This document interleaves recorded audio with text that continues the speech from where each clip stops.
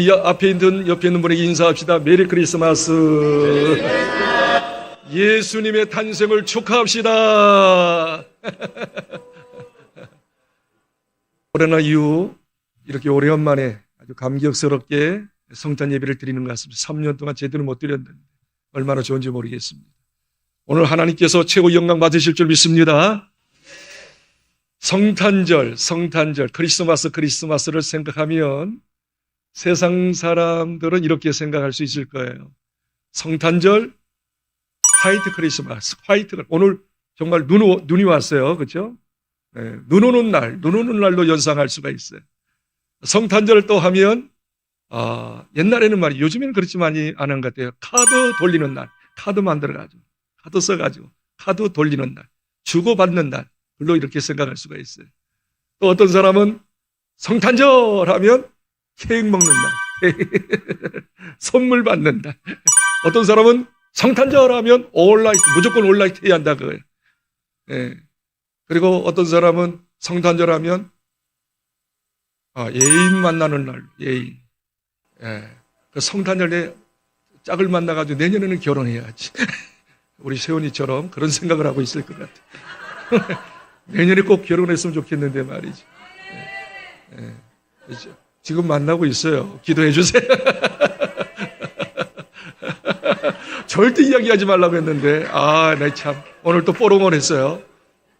아까 오면서도 절대 이야기하지 말라고 했는데, 내 입이 간질간질해가지고 말이야. 빨리 할아버지가 되고 싶은 심정이 있어가지고. 근데 저희 동기들은 다 할아버지 됐거든요. 저만 안 됐는데. 근데 어떤 사람은 성탄절 하면 우울한 날로 생각해요. 왜? 애인도 못 만나고 또 한 살 더 먹으니까 우울하게 또 나를 보내는 사람이 있습니다. 그런데 가만히 보면 성탄절에 보면 진짜 주인공이신 예수님은 온갖 데 없고 우리들만 판치고 있는 거예요. 우리만 즐기고 있는 거예요. 어떤 광고를 봤는데 그래서 광고를 이렇게 길거리에서 막 나눠주더라고. 거기 보니까 술집 광고예요. 술집 광고인데 올해 성탄절은 우리 술집에서 올라이트 하십시오. 그러니까 성탄절이 우리들의 축제고 우리들이 주인되지 정작 예수님이 우리를 구원하실 예수님이 주인되지 못하고 그분께 집중하지 못하는 그런 경향식이 있어서 마음이 아픕니다. 성경에 보니까 이제 예수님이 정말로 구약의 예언대로 구세주 예수, 우리를 구원하실 예수님 이 땅에 태어났다 그랬는데 막상 예수님이 태어나니까 두 종류의 반응이 있어요. 첫 번째 반응은 뭐냐면 누가복음 2장 7절에 보니까 예수님이 이제 마리아의 몸에서 이제 나게 됩니다. 이제 막 진통이 있는 거예요. 날 수밖에 없는 그 지경에서 여관방에 갔는데 여관에 손님들이 가득한 거예요. 호적하러 온 손님들이 가득했습니다. 빈방 좀 없어요. 빈방이 없어요. 지금 산모가 아기 낳으려고 합니다. 빈방 좀 주세요. 그러니까 주인이 말하기를 빈방이 하나도 없습니다. 손님들도 가득 채웠습니다고 거부하는 예수님의 탄생을 거부하고 안방에 말입니다. 손님들도 가득 차고 자기들만 가득 차게 하는 그곳. 그게 바로 예수님께서 탄생하셨던 그날의 모습이었습니다. 예수님의 탄생은 아랑곳하지 않고 자기들이 안방을 차지하고 자기들이 즐거워하는 모습들. 그런데 두 번째 종류의 사람이 있었는데 목자와 동방박사입니다. 어떻게 말국간에서 예수님이 탄생을 알고 말이죠. 목자가 말이죠. 와서 아기 예수님께 경배를 하고 있어요. 그리고 저 동방에서 별을 보고 정말 구세주 예수님이 탄생한 걸 알고 이제 동방박사 세 사람인 것 같아요. 그런데 성경에는 세 사람이라고 하지 않았습니다. 그래서 동방박사들이라고 그랬어요. 몇 사람인지 모르지만 세 가지 예물을 드리면 아마 세 명으로 추측해서 세 가지 예물을 드리면서 아기 예수님께 경배하는 모습이 성경에 비춰지고 있습니다.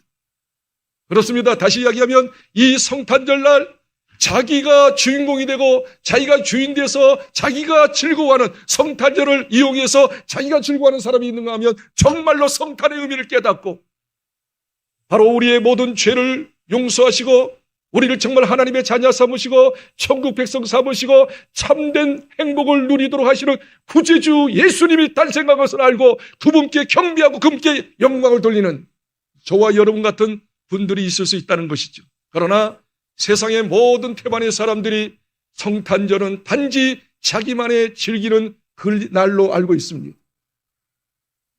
빨리 그들이 이 복음을 깨닫고 주님 앞에 와서 주님 앞에 엎드려 찬양하고 경배하는 그날이 속히 오기를 저희들은 학수고대하고 그리고 또 전도해야 될 줄 믿습니다. 그런 의미에서 이 시간에 아기 예수님께 우리를 구원하시고 우리 죄에서 마귀에게서 지옥에서 온전히 구원하여 죄인이 의인되고 하나님 자녀되고 천국 백성 되고 영원한 희락을 주시는 영생을 주시는 그 아기 예수님, 그 아기 예수님의 오심을 진정으로 축하하는 시간, 이 시간 한번 가져봤으면 좋겠습니다. 그런 의미에서 우리는 이런 노래를 부르시잖아요. 생일 축하합니다. 자, 반주 좀 해주시고 우리 박수 치면서 우리 아기 예수님께 생일 축하합시다. 할렐루야. 생신 축하합니다. 사랑하는 예수님 생신 축하합니다. 다시 한번 생신 축하합니다. 생신 축하합니다. 사랑하는 예수님 생신 축하합니다. 엎드려 절하세. 엎드려 절하세. 엎드려 절하세. 우리 주님 앞에 여러분 마음으로 엎드려서 주님을 찬양하십시다. 생신을 축하합시다.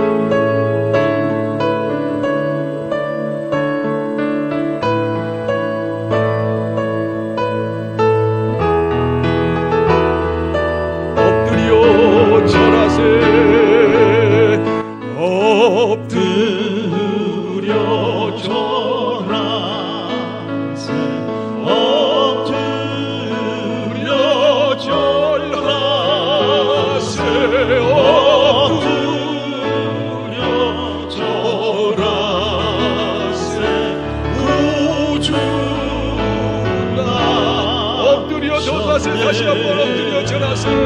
엎드려 절하세.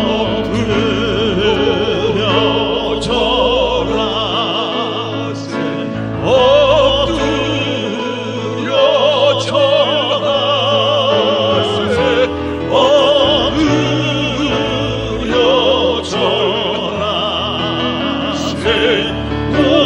절하세.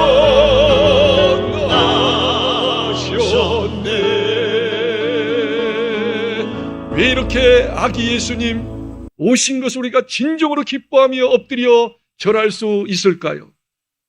바로 우리가 예수님이 오지 않으면 구원받을 수 없기에, 우리의 모든 문제에서 해결받을 수 없기에, 우리 예수님이 오셔야만이 됐기에 우리 아기 예수님을 환영하고 기뻐할 수밖에 없는 겁니다. 그러면 우리 인간들은 어떠한 상태일까요?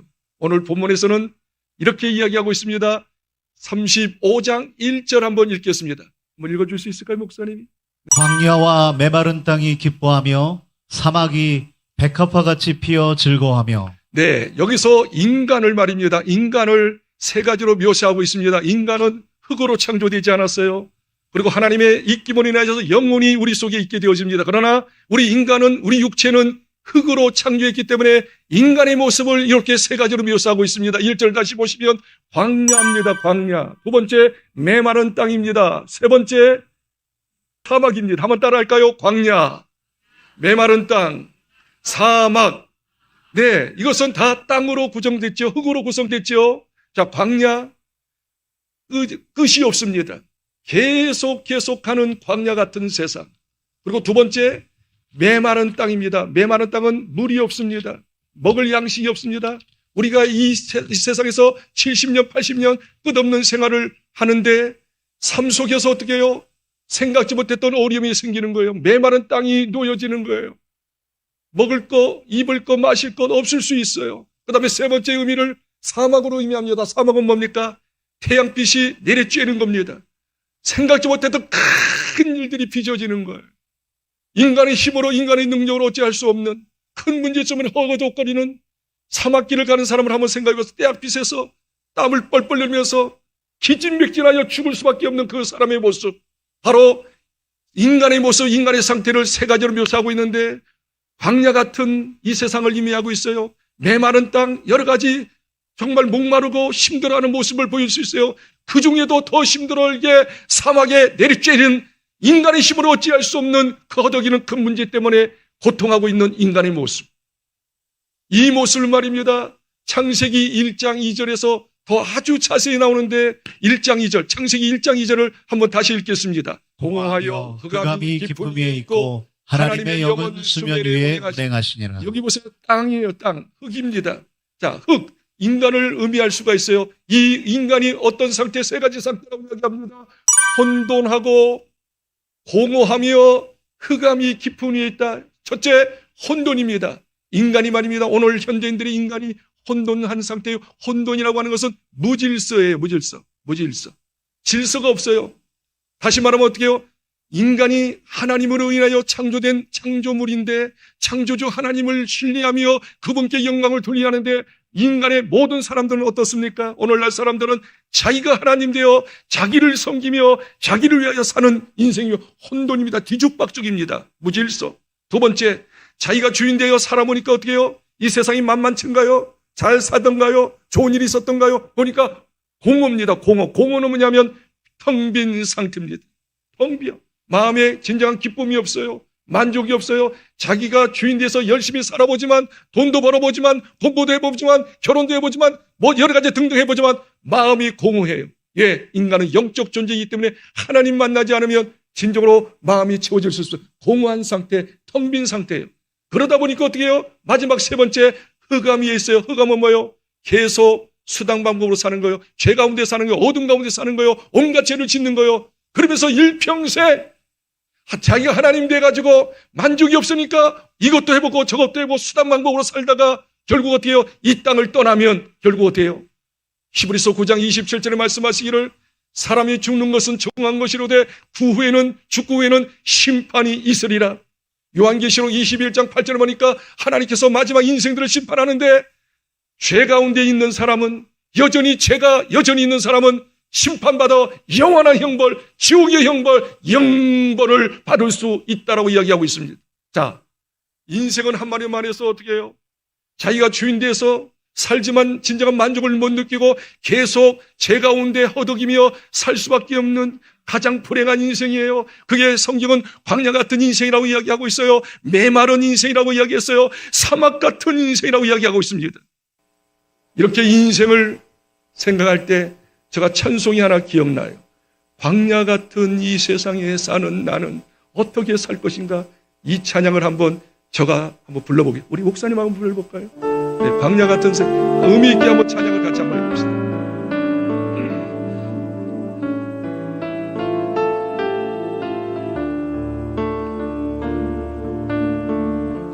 광야가 무려 순례자의 길 비록 험할지라도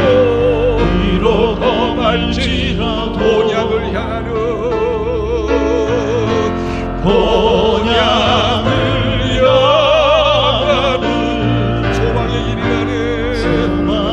길이라네. 세상 잊어버리고 세상 양락 버리고 전능하신 여호와 주만 보고 가리라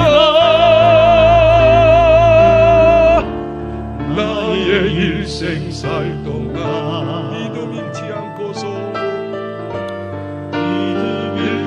않고서 천국문을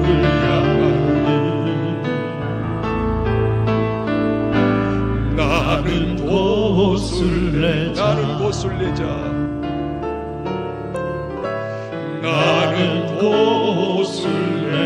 다시 한번 나는 곳을 내자 나는 곳을 내자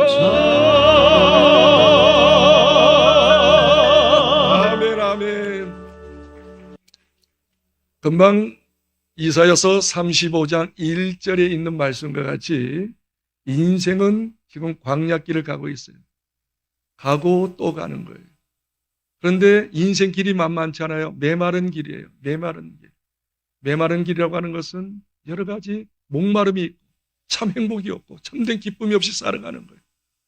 그러면서 어떻게 해요? 인생을 살다 보니까 생각지 못했던 사막길이 또 놓여져요. 사막길. 떼약빛이 노래돼요. 여러 가지 어려움들이 있어요. 그래서 허덕이면서 고난 속에서 불행 가운데 사는 인생이 바로 우리들의 모습들이에요. 하나님께서 하늘에서 인생들의 모습을 본 거예요. 광야 같은 인생을 보는 거예요. 메마른 인생들을 보는 거예요. 사막같이 고통을 당하는 인생을 보는 거예요. 온갖 죄를 지으면서 죄에 허덕이면서 불행 속에 사는 인생을 보는 거예요. 우리 하나님께서 마음이 아프셨어요. 너희 죄가 너무 많구나. 그 죄 때문에 고통당하는구나. 생활의 여러 가지 질고 때문에 고통당하는구나. 내가 너희들을 구원하마.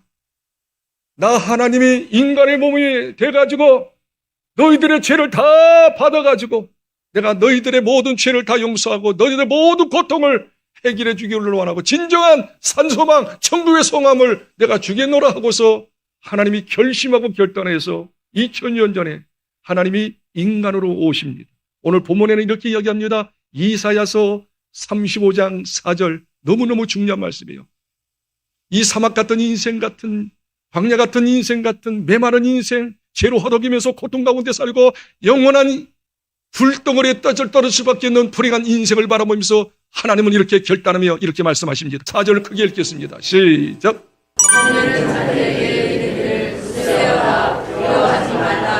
하나님이 오사 보복하시며 갚아주실 것이다. 하나님이 오사 너희를 구하시리라. 여기 35장 4절에 두 번씩이나 인생의 불행을 알고 인생의 죄 때문에 여러 가지 고통 가운데 살고 결국 지옥 형벌을 당할 것을 뻔히 보셨던 하나님께서 구원하시겠다는 결단을 가지고 이렇게 하십니다. 한번 보세요. 겁내는 자들아 너에게 이러기를 굳세어라 두려워하지 말라. 보라 너희 하나님이 오사 하나님이 이 땅에 오사 보복하시며 갚아주실 것이라 또 한 번 이야기하잖아요. 하나님이 오사 너희를 구하시리라 하라.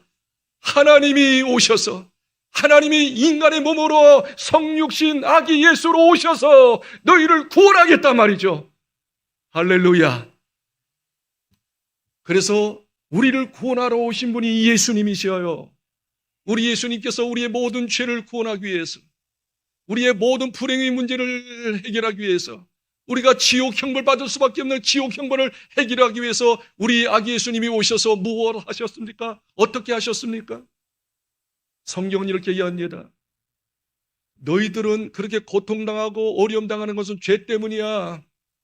그 죄를 용서받기 위해서 하나님께서 이미 구약에서 이렇게 이야기합니다. 법적으로 합법적으로 이야기했어요. 너희 죄 용서받으려고 하면 죄 없는 짐승 특히 양을 잡아서 죄 없는 양을 잡아서 양의 피를 제단에 뿌려라. 그러면 너희 모든 죄가 용서되리라. 너희가 죄 지을 때마다 죄 없는 양을 잡아서 그 양의 피를 제단에 뿌리면 너희 죄를 용서받고 죄가 용서받으면 너희 마음에 평강이 넘치고 너희의 삶이 윤택하게 되리라고 성경에 이미 구약에서 합법적으로 이야기하였어요. 예수님께서 그 사실을 알고 난 다음에 너희들이 이렇게 고통당하고 불행 속에 살고 지옥 형벌 당할 수밖에 없는 이유는 죄 때문에 원죄, 자범죄 모든 죄 때문이니 그 죄 문제를 내가 해결하기 위해서 왔다. 그래서 예수님께서 말하십니다. 인류의 죄를 다 받으신 거예요. 너희 죄, 과거의 모든 사람의 죄 나한테 줘라. 현재 모든 사람의 죄 나한테 다 줘라. 앞으로 살아갈 사람들, 미래의 사람들 너희 죄를 다 내게 줘라. 내가 너희 죄를 끌어안고 십자가에서 피 흘심으로 너희 죄를 다 사하고 너희가 받는 모든 저주를 다 없애겠다. 그러면서 성경은 이렇게 이야기합니다. 한번 읽어볼까요? 레위기서 17장 11절에 이미 하나님께서 법적으로 이렇게 이야기하고 있는 거예요. 한번 읽어보십시다. 17장 11절. 육체의 생명은 피에 있음이라. 내가 이 피를 너희에게 주어 제단에 뿌려 너희의 생명을 위하여 속죄하게 하였나니 생명이 피에 있으므로 피가 죄를 속하느니라. 네, 피가 죄 없는 피, 어린 양의 피가 죄 모든 죄를 속함으로 죄 용서받음으로 너희에게 진정한 기쁨이 있을 것이고 삶이 윤택하게 되게 하리라. 피 흘리지 않으면 죄 사함을 받을 수 있다고 이야기합니다. 그래서 예수님께서 이 땅에 오셔서 어떻게 해요? 죄 없는 예수님. 그 죄 없는 예수님께서 죄 없는 이유가 무엇입니까? 예수님은 말입니다. 이 남자의 정자를, 죄의 정자를 받고 태어난 게 아니고 마리아의 몸을 빌려서 성령으로, 거룩한 성령으로 태어났기 때문에 죄가 하나도 없이 예수님이 이 땅에 오신 거예요. 예수님이 죄가 하나도 없으셨어요. 그래서 우리 죄를 다 받으신 거예요. 그 죄를 다 받으시고 난 다음에 십자가에서 저주받으셨어요. 저주받아서 여러분의 죄의 모든 문제 해결하시고 또 사탄에게 질질 끌려서 살 수밖에 없는 사탄의 종에서 사탄을 깨부시고 그리고 지옥에서 형벌받고 영원한 고통당할 수 있는 지옥의 형벌에서 끄집어내서 천국 가게 하고 천국 백성 되게 하시는 십자가에서 저주당하신 줄 믿으시기 바랍니다. 갈라디아서 3장 13절 다시 한번 읽어줄까요? 그리스도께서 우리를 위하여 저주를 받은 바 되사 율법의 저주에서 우리를 속량하셨으니 기록된 바 나무에 달린 자마다 저주 아래에 있는 자라 하였습니다. 네, 맞습니다. 죄 때문에 모든 저주가 이 땅에 임했어요. 그래서 그 죄와 저주를 완전히 없애기 위해서 예수님께서 십자가에서 피 흘려 저주당하심으로 인류의 죄가 다 용서된 줄 크게 아멘하세요. 믿습니다. 저와 여러분의 죄가 다 끝난 줄 믿으시길 바랍니다. 그런데 놀라운 거예요. 예수님이 나의 죄와 나의 모든 저주, 지옥의 형벌, 모든 문제를 십자가에 피 흘리심으로 해결하셨다라고 하는 사실을 믿는 사람만이 자기 것이 되는 줄 믿습니다. 그리고 여러분이 이제 죄가 끝나고 저주에서 끝나고 기쁨과 천국의 소망 가운데 살기 때문에 영영한 희락을 누리며 살 수 있는 것입니다. 그래서 성경이 이렇게 이야기합니다. 9절과 오늘 8절과 9절에 이렇게 이야기합니다.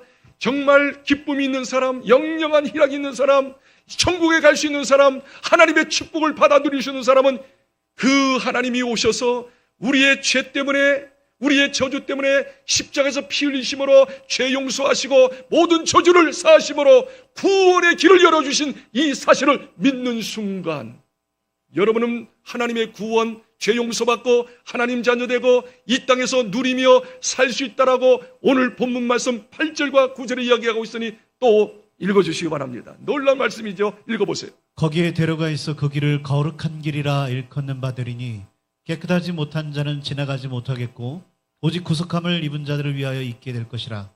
우매한 행위는 그 길로 다니지 못할 것이며 거기에는 사자가 없고 사나운 짐승이 그리로 올라가지 아니하므로 그것을 만나지 못하겠고 오직 구속함을 받은 자만 그리로 행할 것이다. 아멘. 여기 8절 첫 번 보니까 거기에 데려가 있어 그 길은 거룩한 길이라 일컫는 바 되어지 깨끗하지 못하는 자가 지나가지 못하고 여기서 거룩한 길은 천국 가는 길인 줄 믿으시기 바랍니다.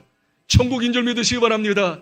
근데 천국에 들어갈 수 있는 사람, 하나님 자녀가 되는 사람, 천국 백성이 될 수 있는 사람, 영영한 형벌, 저주, 지옥을 깨부실 수 있는 사람은 어떤 사람이냐? 오직 구속함을 입은 자들 위하여. 마지막 끝부분에 보니까 오직 구속함을 받은 자만 그리로 행할 것이며, 여기서 구속이라고 하는 것은 죄값을 지불하여 깨끗하게 된 자를 의미합니다. 한번 따라합시다. 죄값을 지불하여 깨끗하게 된 자, 이게 구속받은 자, 저 쉽게 말하면 구원받은 자. 예수님, 죄 없는 예수님이 내 죄 때문에, 내 모든 저주 때문에 나의 모든 죄를 끌어안고 십자가에서 장렬하게 피 흘리심으로 나의 모든 죄, 모든 저주, 지옥 형벌 다 끝내셨습니다. 할렐루야 하고 믿는 자, 구속함을 입은 자, 예수 그리스도께서 나의 모든 죄와 저주를 깨뜨리심을 믿는 자, 그게 구원받은 자인 줄 믿으시기 바랍니다. 구원받은 자만이 정말 이제 내 죄 사함 받았네, 나 하나님 자녀 되었네, 지금 죽어도 주님 나라 하나님 계시는 천국에 가네, 나는 영원한 저주가 끝났네, 하나님이 나와 함께 하시고 나를 책임져 주시고 의의 길로 천국의 길로 인도하시네, 가장 보장받은 삶을 살게 될 줄 믿습니다. 그래서 바로 이 땅에 오신 예수님이 바로 우리의 죄 문제, 저주 문제, 지옥 문제 다 해결하시고 구세주인 것을 내 마음속에 받아들이면, 구원주임을 받아들이면 그 순간부터 여러분의 죄가는 끝난 거예요. 하나님의 자녀 된 거예요. 천국 백성 된 거예요. 하나님이 여러분과 늘 함께 하시고 여러분을 함께 하실 뿐만 인도하셔서 책임져 주시고 이 땅에서도 천국을 누리면서 살게 될 줄 믿습니다. 그래서 이렇게 구속함을 입은 자들, 구원함을 입은 죄 용서받고 이제 완전히 하나님의 자녀, 죄와 저주가 사라지고 하나님의 자녀 된 자는 이렇게 이야기합니다. 10절 읽어보세요. 10절에 놀라운 모습이 드러납니다. 한번 10절 읽어볼까요? 시작.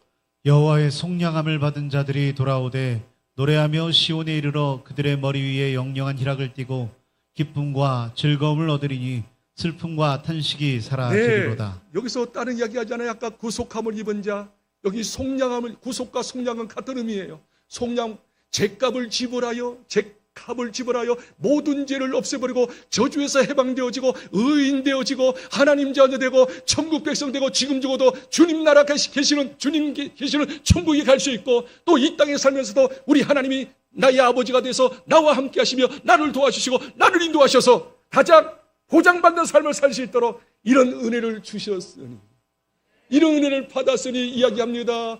여호와의 속량을 받은 자들이 돌아오되 노래하며 시온에 이르러 그의 머리 위에, 이런 말, 오늘 본문에 이 말씀을 인용해서 제목을 한 거예요. 영영한 희락을 띠고 영원토록 기쁨을 가지고 즐거움을 가지고 행복을 가지고 영영한 희락을 띠고 기쁨과 즐거움을 얻으리니 기쁨과 즐거움을 얻으리니 슬픔과 탄식이 사라지리로다. 2000년에 오신 예수님께서 그냥 오신 게 아니에요. 여러분의 근본적인 그 죄 문제를 해결하기 위하여, 여러분의 저주 문제 해결하기 위하여. 절대 우리는 어떻게 이 땅 살면서 약간의 어려움은 있어요. 그러나 어떻게 해요? 저는 믿습니다. 이 땅에서도 반드시 해피엔드, 축복을 주실 줄 믿습니다. 할렐루야. 그리고 이 땅을 떠나서 어떻게 해요? 지옥 형벌 가는 게 아니라 하나님 계시는, 하나님이 나의 아버지니까 천국에 당당히 입성하는 자, 최후에 웃는 자가 되게 되었으니, 그걸 생각할 때마다 영영한 희락이 있고 기쁨이 있고 슬픔과 탄식이 사라지며 나 구원받았네, 나 구원받았네, 기쁨으로 찬양하면서 함께하면서 살다가 주님 나라 가는 거예요. 나 같은, 잘 보세요, 죄인이 용서 안 받아서 주 앞에 옳다함을 얻으면, 이 찬송 한번 할까요? 자, 오늘 말씀을 생각하면서 아기 예수님이 나에게 이런 은혜를 주시고 구원해 주시려고 오셨기에 그 예수님을 나는 믿습니다. 나는 구원받았습니다. 그런 감격으로 찬양해야겠습니다. 모든 죄인이 용서함 받아서 주 앞에 옳다함 얻음은 확실히 믿기를 어린 양 예수의 그 피로 속죄함 얻었네. 속죄함 주 예수 내 죄를 속했네. 할렐루야 소리를 높여 함께 찬송하세. 그 피로 속죄함 얻었네. 죄 없는 예수님 이 땅에 오셔서 우리 죄를 다 끌어안고, 여러분의 죄를 끌어안고, 여러분의 저주를 끌어안고, 모든 죄욕의 형벌을 끌어안고, 내 대신 내가 그 죄값을 받고 영원한 형벌을 받아야 하는데 예수님께서 십자가에서 형벌 피 흘리심으로 저주 받으심으로 나의 모든 죄가 끝나고 저주가 끝나고 지옥 형벌이 끝나고 영원한 축복을 보장해 주셨어요. 영원한 천국이 되었으니, 하나님이 나의 아버지가 되었으니, 하나님이 나와 늘 함께 하시고 나를 도와주시니 왜 기쁨이 없어요? 영영한 희락과 기쁨과 행복 가운데 살게 될 줄 믿습니다. 이 의미를 깨닫고 아기 예수님께 영광 드리는 날이 성탄절 오늘인 줄 믿습니다. 그런 의미로 다시 한번, 아까는 좀 빨리 흘렸어요. 빨리 했어요. 빨리 하니까 무슨 뜻인지 몰라. 이 복음은 말입니다. 음미하면서 생각하면서 불러야지 감동이 돼. 우리 천천히 부르고 기도하겠습니다. 2절과 4절 찬양하고 기도하겠습니다. 나 같은 죄인이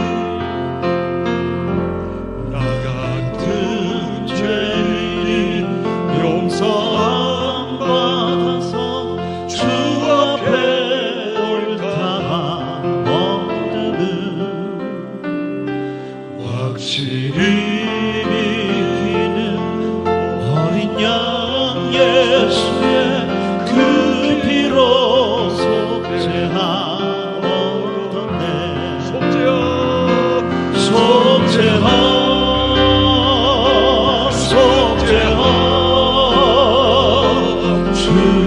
예수 내 죄를 속했네. 할렐루야 소리를 아파요 함께 찬송하세. 그 피로 속죄하오. 4절 가사를 생각하세요. 거룩한 천국에 올라간 후에도 넘치는 은혜의 찬송을 기쁘게 부르는 어린 양 예수의 그 피로 속죄하오던 내 속죄함 속죄함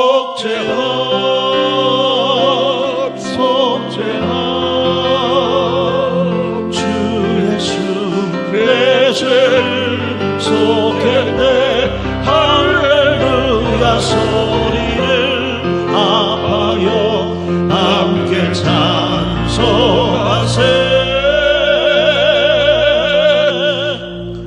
그 피로 속죄하오던 내. 아기 예수님이 이 땅에 오신 것은 여러분의 죄, 여러분의 저주 때문에, 지옥 형벌 때문에 죽으러 오신 거예요. 죽으러 오셨어요. 예수님의 탄생을 기뻐하는 이유는 내가 죽어야 하는, 내가 형벌받아야 하는데, 내가 지옥에서 영영이 고통당했는데 내 모든 죄와 저주와 지옥의 저주를 완전히 해결하신 그 의미를 알고 아기 예수님을 정말 경배하고 찬양하는 것입니다. 그리고 주님을 섬기는 겁니다. 이런 은혜가 이번 성탄절에 충만히 임하기를 주의 이름으로 축복합니다.